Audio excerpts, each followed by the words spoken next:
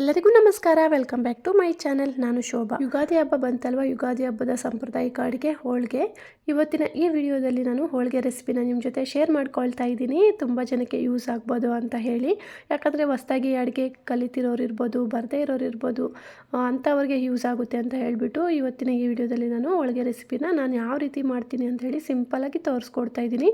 ವಿಡಿಯೋನ ಸ್ಕಿಪ್ ಮಾಡದೆ ಕೊನೆ ತನಕ ನೋಡಿ. ಐ ಹೋಪ್ ನಿಮಗೂ ಇಷ್ಟ ಆಗುತ್ತೆ. ಇಷ್ಟ ಆದರೆ ಲೈಕ್ ಮಾಡೋದನ್ನು ಮರಿಬೇಡಿ. ಹಾಗೆ ಯಾರಾದರೂ ಹೊಸ್ದಾಗಿ ನನ್ನ ಚಾನಲ್ಗೆ ವಿಸಿಟ್ ಮಾಡಿದರೆ ಸಬ್ಸ್ಕ್ರೈಬ್ ಮಾಡಿಕೊಂಡು ವಿಡಿಯೋಸ್ ನೋಡಿ ಸಪೋರ್ಟ್ ಮಾಡಿ. ಮೈದಾನ ಫಸ್ಟು ನಾನು ಜರಡಿ ಇಟ್ಕೊಂಡು ಅದಕ್ಕೆ ಚಿಟಿಕೆ ಅಷ್ಟು ಅರಿಶಿನ ಸೇರಿಸ್ಕೊಂಡು ನೀರನ್ನು ಸೇರಿಸ್ಕೊಂಡು ಎಷ್ಟು ಬೇಕೋ ಅಷ್ಟು ನೋಡಿಕೊಂಡು ಚೆನ್ನಾಗಿ ಮೃದುವಾಗಿ ಕಲಿಸ್ಕೊಳ್ಬೇಕು. ಎಣ್ಣೆ ಒಂದು ಸ್ವಲ್ಪ ಜಾಸ್ತಿನೇ ಹಾಕ್ಕೊಂಡು ಹೋಳಿಗೆಗೆ ಮೈದಾನ ಕಲಿಸ್ಕೊಳ್ಬೇಕು. ಎಣ್ಣೆ ಹಾಕ್ಕೊಂಡು ಚೆನ್ನಾಗಿ ನಾದ್ಕೊಂಡು ಚೆನ್ನಾಗಿ ಮಿಕ್ಸ್ ಮಾಡಿ ಈಗ ಅದನ್ನು ಪಕ್ಕಕ್ಕೆ ಇಟ್ಕೊಂಡಿದ್ದೀನಿ. 1 ಅವರ್ ಮುಂಚೆನೇ ಮೈದಾನ ಕಲಸಿ ಪಕ್ಕಕ್ಕೆ ಇಟ್ಕೊಂಡ್ರೆ ಸಾಫ್ಟಾಗಿ ಬರುತ್ತೆ ಹೋಳಿಗೆ. ಈ ಕಡೆ ನಾನು ಒಂದು ಪಾತ್ರೆ ತಗೊಂಡು ಅದಕ್ಕೆ ಸ್ವಲ್ಪ ನೀರು ಜಾಸ್ತಿನೇ ತಗೊಂಡಿದ್ದೀನಿ. ಒಂದು 2 ಕಪ್ಪು ಬೇಳೆಗೆ ಒಂದು 6-7 ಕಪ್ಪಷ್ಟು ನೀರನ್ನು ಸೇರಿಸ್ಕೊಂಡು ಇಲ್ಲಿ ಬೇಳೆ ಬೇಯಕ್ಕೆ ಇಟ್ಕೊಂಡಿದ್ದೀನಿ. ತೊಗರಿಬೇಳೆ ತಗೊಂಡಿದ್ದೀನಿ ನಾನು. ಬೇಕಿದ್ರೆ ಕಡಲೆಬೇಳೆನೂ ತಗೊಳ್ಬೋದು.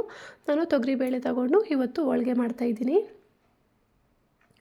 ಈ ಥರ ಬೇಳೆ ಬೇಯಬೇಕಾದ್ರೆ ಮೇಲೆ ಆ ನೊರೆ ಬರುತ್ತಲ್ಲ, ಆ ನೊರೆನೆಲ್ಲ ತೆಗೆದು ಬಿಡಬೇಕು.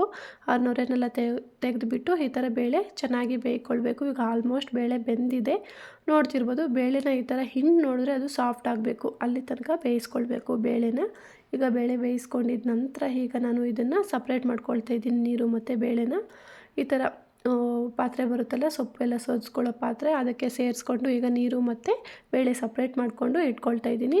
ಆ ನೀರು ಅಷ್ಟೇ ಏನು ವೇಸ್ಟ್ ಆಗೋಲ್ಲ. ಒಬ್ಬಟ್ಟು ಸಾರು ಮಾಡ್ತೀವಲ್ಲ ಅದಕ್ಕೆ ಯೂಸ್ ಮಾಡ್ಕೊಳ್ತೀನಿ. ಈಗ ಇದಕ್ಕೆ ಒಂದು ಸ್ವಲ್ಪ ಕೊಬ್ಬರಿ ಹಾಗೆ ಒಂದು 5-6 ಏಲಕ್ಕಿನ ಸೇರಿಸ್ಕೊಂಡು ಅದನ್ನು ನೀರು ಹಾಕ್ದೇನೆ ಹಾಗೆ ಎಷ್ಟು ನುಣ್ಣಗಾಗುತ್ತೋ ಅಷ್ಟು ನುಣ್ಣಗೆ ರುಬ್ಕೊಳ್ಬೇಕು.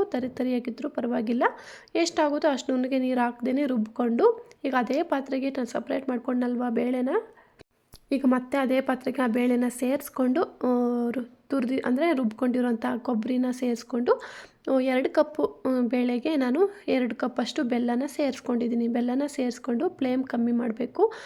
ಅಂದರೆ ಮೀಡಿಯಮ್ ಫ್ಲೇಮಲ್ಲಿ ಇಟ್ಕೊಂಡು ಬೆಲ್ಲ ಕರಗೋ ತನಕ ಈ ಥರ ಮಿಕ್ಸ್ ಮಾಡಿಕೊಂಡು ಬೆಲ್ಲನ ಕರಗಿಸ್ಕೊಳ್ಬೇಕು. ಯಾವುದೇ ಕಾರಣಕ್ಕೂ ನೀರನ್ನು ಸೇರಿಸಬಾರ್ದು. ಆ ಬೆಲ್ಲ ಕರಗಿದ ತಕ್ಷಣವೇ ಒಂದು ಸ್ವಲ್ಪ ನೋಡ್ತಿರ್ಬೋದು ನೀರಿನ ಅಂಶ ಬಿಡುತ್ತೆ, ಏನೂ ಆಗೋಲ್ಲ, ಮತ್ತೆ ಅದು ಗಟ್ಟಿ ಆಗಿಬಿಡುತ್ತೆ. ಈಗ ಅದು ಈ ಥರ ಬೆಲ್ಲ ಎಲ್ಲ ಕಂಪ್ಲೀಟಾಗಿ ಅಂದರೆ ಕರಗಿದ ಮೇಲೆ ಈಗ ಇದನ್ನು ಪಕ್ಕಕ್ಕೆ ಇಟ್ಕೊಂಡು ಅದು ಒಂದು ಸ್ವಲ್ಪ ತಣ್ಣಗಾಗಕ್ಕೆ ಬಿಡಬೇಕು. ಬೇಳೆ ಒಂದು ಸ್ವಲ್ಪ ತಣ್ಣಗಾದಮೇಲೆ ಈಗ ಇದನ್ನು ಮಿಕ್ಸಿ ಮಾಡ್ಕೊಳ್ಬೇಕು. ಸ್ವಲ್ಪನೇ ಮಿಕ್ಸಿಗೆ ಸೇರಿಸ್ಕೊಂಡು ಮಿಕ್ಸಿ ಮಾಡಿಕೊಂಡು ಈಗ ಇದನ್ನು ಹೂರಣನೂ ಅಷ್ಟೇ ಪಕ್ಕಕ್ಕೆ ಇಟ್ಕೊಂಡಿದ್ದೀನಿ. ಈಗ ಇಲ್ಲಿ ಒಬ್ಬಟ್ಟನ್ನ ಲಟ್ಟಿಸ್ಕೊಳ್ತಾ ಇದ್ದೀನಿ. ಈ ಥರ ಒಂದು ಯಾವುದಾದ್ರೂ ಬಟ್ಟೆ ಎಲ್ಲ ನಾವು ತೊಗೊಂಡಿರೋ ಪೇಪರ್ ಇರುತ್ತಲ್ಲ, ಒಂದು ಸ್ವಲ್ಪ ಗಟ್ಟಿ ಇರೋವಂಥ ಪೇಪರ್ನ ಯೂಸ್ ಮಾಡಿಕೊಂಡು ಒಬ್ಬಟ್ಟನ್ನ ಲಟ್ಟಿಸ್ಕೊಳ್ಳೋದು ಅಷ್ಟೇ. ಮೈದಾ ನೋಡ್ತಿರ್ಬೋದು ಎಷ್ಟು ಸಾಫ್ಟಾಗಿ ಬಂದಿದೆ ಅಂತ ಹೇಳಿ. ಈಗ ಮೈದಾನ ಒಂದು ಸ್ವಲ್ಪ ಅಗಲ ಮಾಡಿಕೊಂಡು ಮಧ್ಯದಲ್ಲಿ ಹೂರಣನ ಇಟ್ಕೊಂಡು ಈ ಥರ ಸ್ವಲ್ಪ ಎಣ್ಣೆನ ಸವರ್ಕೊಂಡು ಲಟ್ಟಿಸ್ಕೊಳ್ಳೋದು ಅಷ್ಟೇ. ಲಟ್ಟಿಸ್ಕೊಂಡು ತುಪ್ಪ ಇಲ್ಲಾಂದರೆ ಎಣ್ಣೆ ಇದ್ದರೆ ಹಾಕ್ಕೊಂಡು ಈ ಥರ ಒಬ್ಬಟ್ಟನ್ನು ಸುಟ್ಕೊಳ್ಳೋದು ಅಷ್ಟೇ. ತುಂಬಾ ಈಸಿಯಾಗಿ ಸಿಂಪಲ್ಲಾಗಿ ಮಾಡ್ಕೊಳ್ಬೋದು. ಈಗ ಅಡುಗೆ ಕಲಿತಿರೋರ್ಗು ಅಷ್ಟೇ ತುಂಬಾ ಸುಲಭವಾದ ವಿಧಾನದಲ್ಲಿ ತೋರಿಸ್ಕೊಟ್ಟಿದ್ದೀನಿ.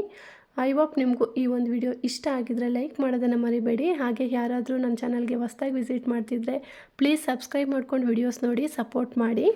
ಇನ್ನೊಂದು ಇಂಟ್ರೆಸ್ಟ್ ಆಗಿರುವಂಥ ವಿಡಿಯೋದಲ್ಲಿ ಸಿಗೋಣ. ಅಲ್ಲಿ ತನಕ ಹೋಗಿ ಬರಲ್ಲ. Thank you for watching. Bye.